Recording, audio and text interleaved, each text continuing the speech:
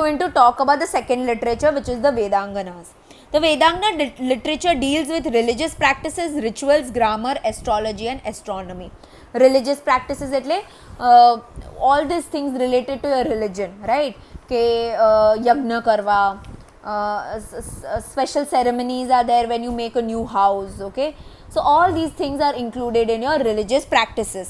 Rituals is like your customs and traditions, like when the child is born, you do mundan, પછી એને અહીંયા triangle બનાવે. So all those things are included in your rituals. Grammar, okay, you know what grammar is. Astrology એટલે તમારા નક્ષત્ર જોવે, તમારા તારા જોઈને તમને કહે તમારો ફ્યુચરમાં આમ થશે, આમ થશે, આમ થશે. All those thing is included in astrology. And astronomy is related to your science, related to your planets and all this things, okay. The Ramayana and Mahabharata are two great Indian epics, okay. Mahabharata and Ramayana are two very, very important Indian epics, okay. Epic is what? It's written in it's a long poem, okay. Epic is a long poem. The present form of these epics can be traced back to 2nd century. If you look back, you may realize that these books were written in 2nd century. The Ramayana is the story of Ramchandra, the king of Ayodhya. The Ramayana is a smaller epic than Mahabharata. It narrates many attractive stories and adventure. So the first story which we know about is Ramayana, and it talks about one main important character whose name was Ramchandra, who was the king of Ayodhya. Okay, and obviously Ramayana is smaller and Mahabharata is bigger. Okay, and it has many adventure stories, it has many fun facts, and it's a very interesting story. The Mahabharata is the world's largest epic. So, દુનિયામાં સૌથી largest epic is your Mahabharata. It has 1 lakh verses, 1 lakh poem na form ma it's written, the Mahabharata, okay. This describes the war between the Kaurava and the Pandava. I don't need to explain that. It's Mahabharata talks about the war between the Kaurava and the Pandavas. Besides, it also consists of numerous stories. There are also many other stories which are there in the book Mahabharata. The Bhagwad Gita, the part of Mahabharata, talks about the philosophy. It conveys the message of achieving moksha or salvation through jnana, karma and bhakti. So, the main important part of your Mahabharata is the Bhagwad Gita. Now, the Bhagwad Gita talks about deep philosophy of life. It talks about the deep philosophy of death. It tells us that we should reach moksha. Moksha એટલે શું? કે મને જ્યારે મોક્ષ મળી જાય ને ત્યારે હું પાછો જન્મ નહીં લઉં, મારો સોલ ભગવાનના સોલ હારે મળી જશે. That is called moksha. And how do I obtain that moksha?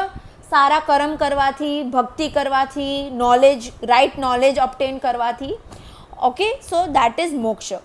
Both Ramayana and Mahabharata have been influenced millions of Indians and literature for a long time. So for a very long time, lot of people like reading Ramayana, lot of people like reading Mahabharata. You have serials on Ramayana and Mahabharata also.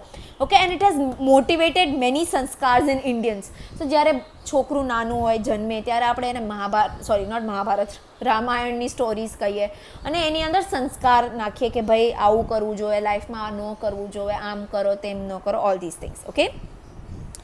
During this period of Sanskrit literature was produced which contained a good combination of religious and worldly aspects of life. So this was the time when the literature developed most amount of time, and the Sanskrit as a language also developed very well, okay. And it not only spoke about religion, but it also spoke about philosophies of life. It also spoke about what sanskar one should have, what moral values one should have, okay, what is the way one should behave with, okay. The Puranas played an important role in explaining initial Vedic religion of the earlier time. So Purana is another book which was written, okay, and this book mainly spoke about the Vedic religion. What type of religion did people follow at the time when the Vedas were written? During this period, many scriptures and Smruti Granths were written, okay. So many books were written, many Smriti Granth એટલે મોટી ચોપડીઓ લખવામાં આવી હતી, okay.